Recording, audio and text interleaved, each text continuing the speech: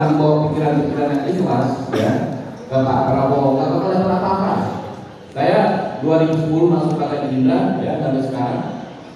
Kalau kita sudah bawaannya mau ngolah dan tersedia dan ikutin Pak Eli, nggak dapat karena dia nggak tahu ya. Jadi Pak Rocky kalau dari dia ada kayak indra keenam gitu loh, Pak Prabowo ini. Ada yang tukang olah dia tahu gitu loh. Memang tentu Pak Prabowo ini punya strategi dalam memanage sumber daya manusia di sekitar beliau, dan ini juga ada masalah realitas politik. Nggak mungkin, ini juga nggak mungkin ada partai politik yang bisa berkuasa sendirian. Ya, ada tokoh politik yang bisa mengikuti juga, mungkin juga. Tapi yang saya lihat Pak Prabowo ya, kelebihannya kan dia bisa memanage berbagai macam sumber daya manusia yang ada di sekitarnya. Kalau mau dia, kalau yang ada terlalu kiri, ya kita rangkul supaya ke tengah. Ya, kayak dulu waktu Pak Prabowo, saya kritisi kenapa kok selalu mengakomodir PKS, ya kan? Kalau ada yang terlalu ke kanan, gitu kan ya, kita tarik ke tengah. Begitu juga, kalau ada yang terlalu ke kiri, kita tarik ke tengah, kita rangkul supaya kita tarik ke tengah. Intinya, ya, kita ini kan capek bos, peringatan dari tahun kayak begini aja. Kita hanya mengeluh dan mengeluh. Nah, kalau saya sih berbangga, saya bukan menteri. Jabatan saya dapat melalui pertempuran di daerah pemilihan. Kita warnai aja. Memang ini cuma demokrasi atau reformasi, setengah reformasi atau setengah demokrasi. Tapi setengah demokrasi, setengah reformasi itu enggak negara lain. Ini juga sebuah kemewahan bagi kita.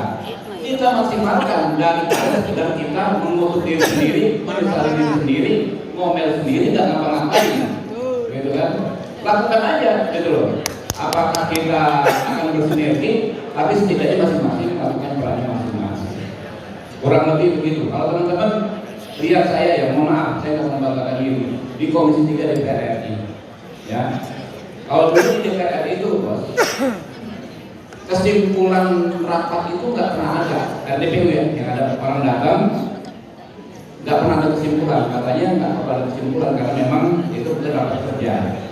Ternyata bisa kok, begitu di kita ya kan, orang datang bikin kesimpulan harus dihentikan perkaranya, bisa, harus ditangguhkan penahanannya, di aktivis yang ditahan bisa, gitu kan ya, harus diperiksa ulang oleh propam, kayak kasus yang di Palu, ada orang meninggal, ya kan ya. Karena kesimpulan kita harus dibongkar ulang, bisa ketahuan orang nanti disiksa, juga. Kasus Ronald Tanur, ya kan? Katanya kita nggak bisa intervensi pengadilan, kita minta KY turun, bahwa semakin kita bongkar orangnya. Ya kecil memang, kelingking kalau kata Bang Rom itu ada masalah. Kalau tidak mengulangi hal yang sama, dia juga ngomel-ngomel sendiri, nggak apa-apa, nggak produktif. Tapi intinya saya bilang ya, insya Allah kita doakan Pak Prabowo sehat terus dan kuat terus. Amin, amin. Kuat terus sehingga apa yang beliau sampaikan, saya juga waktu meeting kemarin, ya, ada Bang Jumor ya.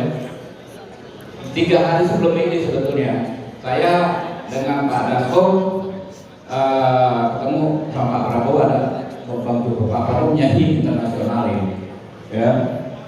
Ini menurut saya bukan sekedar simbolik. Bukan simbolik. Kalau teman-teman bilang simbolik, kita lihat begitu banyak perubahan-perubahan besar yang sudah mulai dilakukan Pak Prabowo.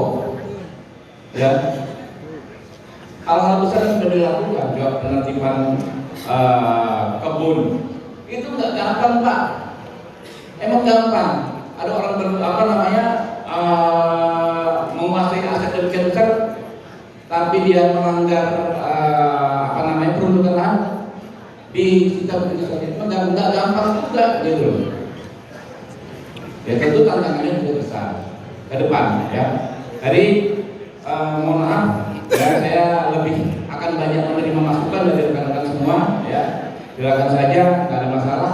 Nggak begitu sebenarnya, teman saya juga nggak ada masalah. Terima kasih sudah coba berkata